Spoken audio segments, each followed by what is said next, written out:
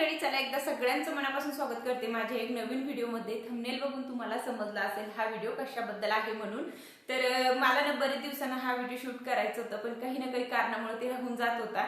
पण आता ना मला व्हिडिओ खाली इतक्या कमेंट येत आहेत ना, तर खूपच जास्त। आणि ज्या ताई माझे डेली व्हिडिओ बघतात ना, त्यांना पण आहे ना माझ्याबद्दल खूप काही गैरसमज होते, ते मला अजिबात सहन होत नाही। मला असं वाटते की नाही, आपण सगळ्या गोष्टी शेअर करतोय, मग त्याच्यात काय, आज नाही तर उद्या ते माहित होणारच आहे। तर म्हटलं चला आज सांगायलाच पाहिजे। तर खूप साऱ्या कमेंट एकच म्हणजे याच्यावर होते की ताई तू प्रेग्नेंट आहे का? तर हो आहे मी। आणि ही गुड न्यूज मी तुम्हाला पहिले पण सांगणार होते, पण काही ना काही कारणामुळे ते राहून जात होतं।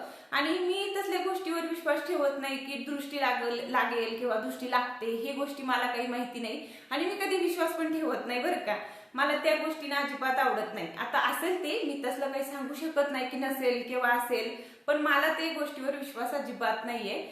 मी पहिलेच तुमच्यासोबत सगळं शेअर करणार होते, पण काही ना काही कारणामुळे किंवा माझी तब्येत पण इतकी खराब होती ना, तर मला व्हिडिओ शूट करायला किंवा त्याच्याबद्दल बोलायला पण नकोच वाटत होता। पण म्हटलं चला आज एक छान एक व्हिडिओ बनवून तुमच्यासोबत शेअर करते। आणि पुढची रुटीन तर मी तुमच्यासोबत शेअर करणारच आहे इथून पुढे, पण सांगते पण आता। तर सगळ्यात जास्त ना हीच कमेंट की ताई तू प्रेग्नेंट आहे का? तर हो आहे मी। कितवा महिना चालू आहे, हा पण सारखं मला विचारले जाते। आणि जशी मी गावाकडे आले ना, तशी माझी थोडीशी तब्येत बरी झाली आहे। म्हणजे कसं संभाजीनगरला कसं फोडल्यासारखं होतंय मला, आणि तिथे सारखं माझं काही ना काही दुखायचं। आणि इथं मी गावाकडे 15 दिवस झाले, मला अजिबात माझं कसलं दुखत नाही किंवा कोणताच मला त्रास नाही ना, तर माझी खरंच तब्येत चांगली झाली आहे। तर त्याच्यामध्ये पण तुम्हाला असं वाटते की ही का सांगत नाही, खूप दिवस झाले, इतके दिवस का लपवतेस? म्हणजे बऱ्याचशा ताई किती लवकर सांगतात, त्यांचं तर पहिलं बाळ असतं, तुझं तर दुसरं आहे, तरी तू इतकं वेळ का लावते? सगळ्यांना हा प्रश्न पडला होता। पण माझं काय म्हणणं होतं की एकदा माझी कलरची सोनोग्राफी झाल्यावर मी शेअर करेल तुमच्यासोबत, सगळी काही गोष्टी मी तुम्हाला सांगणार होते। आणि ती काही लपवण्याची गोष्ट नाही, आज नाही तर उद्या सगळ्यांना कळतच ते। पण म्हटलं ठीक आहे, तारखेला सोनोग्राफी होणार आहे, त्याच्यामध्ये कळलं असतं, त्याच्यानंतर मी व्हिडिओ बनवणारच होते। पण सगळ्या ताईंचा तोच प्रश्न, कितवा महिना चालू आहे ताई, सांग ना, का तू सांगत नाही, प्लीज सांग ना। आणि हे प्लीज मला ऐकायला ना नको वाटतं, मला असं वाटतं की कोणीतरी आपल्याला विचारते ना, आपण सांगत नाही, म्हणून म्हटलं चला आज शेअर करतेच। तर कितवा महिना चालू आहे? तर मला 5वा चालू आहे। आणि आता माझी 30 तारखेला 5वा कंप्लीट होणार, त्याच्यानंतर माझी कलरची सोनोग्राफी होणार। त्याच्यामध्ये आपल्या बाळाचे आयु आपल्याला कळतात की कशा आहेत म्हणून, की व्यवस्थित आहे की नाही, हे सगळ्या काही गोष्टी आपल्याला कळतात। ती काही सांगायची गोष्ट नाही, ती कॉमन आहे, सगळ्यांना माहिती असतं। आणि त्याच्यानंतर मी तुमच्यासोबत सगळं काही रुटीन माझी पुढची शेअर करणारच आहे। सगळं म्हणजे जे काही माझी प्रेग्नन्सीची रुटीन असणार ते सगळं काही मी तुम्हाला सांगेलच। पण त्याच्या अगोदर मला नको वाटत होतं, कसं पहिले पण 2-3 वेळेस असं झालं ना, तर नको वाटतं।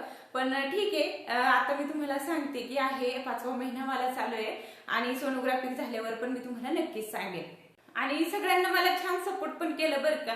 आणि सगळ्यांचं म्हणजे इतकं प्रेम बघून किंवा इतकं सपोर्ट बघून मला खूप छान वाटतं। प्रत्येक व्हिडिओ खाली हीच कमेंट असते की ताई ते काम करू नको, वाकून जास्त कामं करायचं नाही, वजन उचलू नको। तर माझी तुम्ही एवढी काळजी करतात ते बघून तर खरंच खूप छान वाटते, की असं वाटतं की आपलेच माणसं आहेत। आणि पहिले तर मला खूप म्हणजे असं वेगळं वाटायचं की कसं आपण सगळं काही गोष्टी शेअर करायचे, कोणी पण आपल्याला काही पण बोलेल, पण तसं काही नाही। खूप म्हणजे इतकं छान छान कमेंट करतात ना, ते वाचून तर मला खूप छान वाटतं, म्हणून मी ना आज हा व्हिडिओ शूट करूनच घेतलाय। तर एकच ताईची मला अशी कमेंट होती की तू शहरात राहते तरी तुला एवढं पण समजत नाही का की एवढी बाजरीची भाकर खाते, तिच्यामध्ये किती उष्णता असते, तुला एवढं कळत नाही का? तर मला सगळं कळतं। आता मी शहरात असो किंवा खेड्यात असो, त्याच्यामध्ये काही नसतं, सगळ्या बायका सेमच असतात। शहरातल्यापेक्षा खेड्यातल्या बायका चांगल्या आहे, मला तर असं वाटते। म्हणजे त्याला पण सगळं समजतं। आता कोणीच नाहीये की काही कळत नाही किंवा काही समजत नाही, असं तर कोणीच नाहीये, मला तर नाही वाटत। शहरातले पण सारखेच आणि खेड्यातले पण सारखे, थोडंसं नॉर्मल चेंज असतं। आणि त्याच्यामध्ये एवढं असं कोणाला बोलायचं नाही, मला तर असं वाटतंय।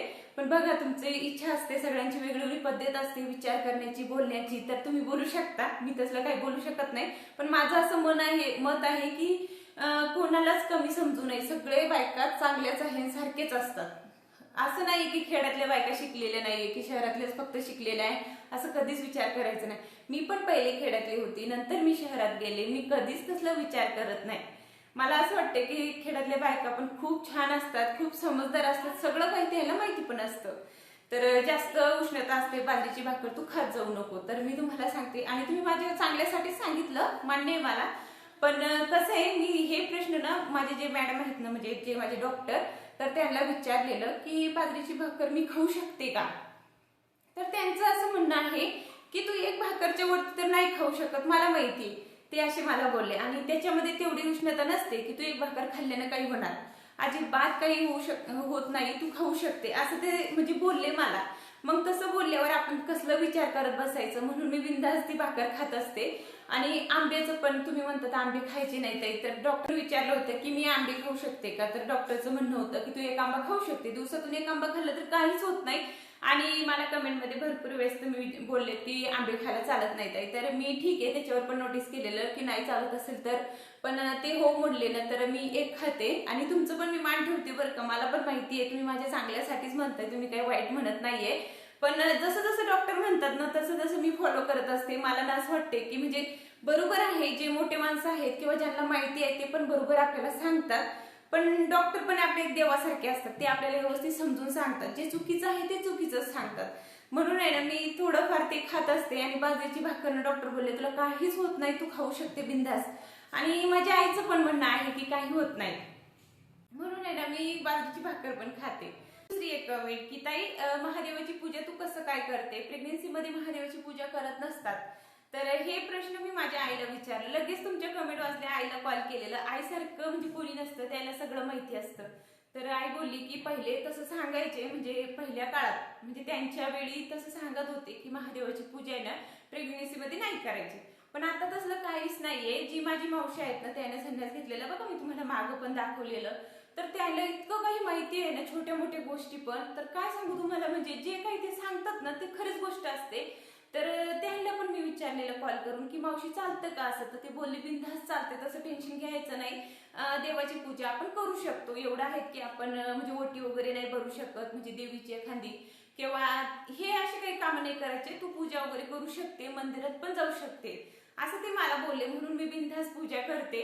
आणि मला असं वाटते की म्हणजे त्यांना सगळं काही माहिती बरं का, म्हणजे छोट्या मोठ्या गोष्टी ते आम्हाला सांगतात. आणि मग पहिलं जे आहे ते मी सोडून देत असते, आणि जे आता आहे तेच मी फॉलो करत असते. म्हणून मी महादेवाची पूजा पण करते. आणि आपल्या मनात जर श्रद्धा असली ना, तर तसलं काहीच होत नाही, तसलं विचार सुद्धा करायचं नाही. हा, पहिले होतं, तुम्ही जे सांगताय ना ते बरोबर आहे. माझी आई पण बोलली की पहिले आम्हाला पण मंदिरात जायला म्हणजे नको म्हणत होते सगळे, पण आता चालतं. तर आता मी पूजा का करते याचं पण तुम्हाला समजलं असेल. अजून तुमचे जे काही प्रश्न असेल ते तुम्ही मला विचारू शकता, किंवा जे काही माझं चुकत असेल ते तुम्ही मला सांगितलं तर मी लगेच आहे ना त्याच्यावर सगळ्याला विचारते किंवा डॉक्टरांना विचारते. तर त्याच्यामधून मला पण भरपूर काही कळतं. आणि मी पहिल्यांदाच आई होत नाहीये, दुसऱ्यांदा आहे, तुम्हाला माहितीच आहे. मला पण भरपूर गोष्टी माहिती आहे. म्हणजे राजवीरच्या टायमाला तर मी इतके कामं केले ना, तुम्हाला काय सांगू. मी त्या टायमाला जर ब्लॉगिंग करत असले ना, तर तुम्हाला कळलं असतं की मी कसे कामं करत होते, काय काय करत होते, कोणते कामं केले मी. खरंच ना, आता मी व्यक्त सुद्धा करू शकत नाही. पण म्हणतात पहिलं आता वेगळं होतं, आता वेगळं आहे, तसलं पहिल्यासारखं काहीच राहिलं नाही. ती खरीच गोष्ट आहे बरं का, पहिल्यासारखं अजिबात काही राहिलं नाही. थोडंसं जरी काही निंमत लागलं तर तेवढ्यानंच काही ना काही होतंय. म्हणून मी पण काळजी घेते आणि हळूहळू छोटे मोठे कामं मी करत असते, जास्त काही मी करत नाहीये. तर चला, आता मी पण इथेच एंड करते. भेटूया आता आपण माझे जे काही डेली रुटीन आहे पुढच्या व्हिडिओमध्ये. मी जे काही माझे प्रेग्नेन्सीचं पण आहे किंवा माझा जो रिपोर्ट येईल पुढं, ते पण मी तुमच्यासोबत नक्की शेअर करेल. तर चला, आता इथेच एंड करते. बाय.